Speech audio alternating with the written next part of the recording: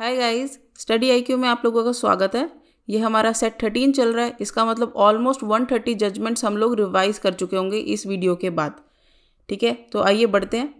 Ashok Kumar Golu versus Union of India, constitutional validity of section 433A of CRPC। ठीक है, याद करना है ये। फिर है कार्लिल वर्सेस कार्बोलिक। ये बहुत ही ज़्यादा आपका फेमस केस लॉ है। मतलब शायद कॉन्ट्रैक्ट एक्ट जब हम शुरू करते हैं ना, तो इसी केस लॉ से ही शुरुआत होती है। तो ऑफर्स एट लार्ज, कि लोगों को बता दिया कि ये हमारा ऑफर है, जो भी इसको पूरा करेगा उसके साथ हमारा कॉन्ट्रैक्ट बन जाएगा। Fisher versus Bell, invitation to treat. Tinn versus Hoffman, cross offers. ठीक है, ये बहुत ज़्यादा इंपॉर्टेंट केस लॉज हैं। आप लोग ये सोचे कि यार पुराना है नया है कोई फ़र्क नहीं पड़ता। आपके जो भी लैंडमार्क जजमेंट्स हैं, चाहे वो पुरानी है चाहे वो नई है, चाहे वो प्रीवी काउंसिल ने हेल्ड करी थी, वो भी आज तक आपके एग्जाम में आ सकती है। फिर अब बाबरी मस्जिद डेमोलिशन केस, इसमें ना इम्पॉर्टेंट क्या था कि लिबरहैन कमीशन जो है ना वो फॉर्म हुई थी। Was a long running inquiry commission by the government of India to investigate the destruction of the disputed structure Babri Masjid in Ayodhya इन 1992।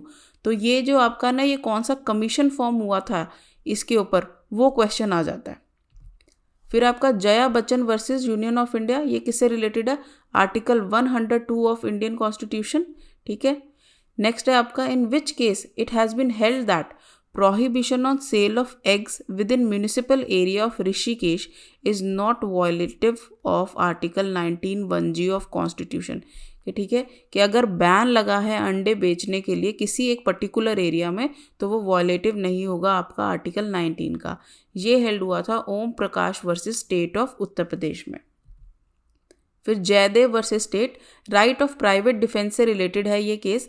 ठीक है, चाहे प्राइवेट डिफेंस को आप एक्सप्लेन कर रहे हो या आप मान लो प्रीलिम्स में आ रहा है, तो आप ये केस लॉ लिख सकते हैं। ठीक है, जैसे हम लोग अगर कीवर्ड्स याद कर लेना और आपका मेंस में भी पेपर में आ जाता है, तो इतना टाइम तो होता नहीं है कि आप पूरे केस के फैक्ट समझाओगे, सब कुछ समझाओगे। आप लोग लास्ट में लिख सकते हैं कि जैसे इस केस में जो हेल्ड हुआ था, सिमिलरली हेल्ड इन दिस। ठीक है, वहाँ से भी आप मार्क्स जो है ना इस तरह से भी फेच कर सकते हैं।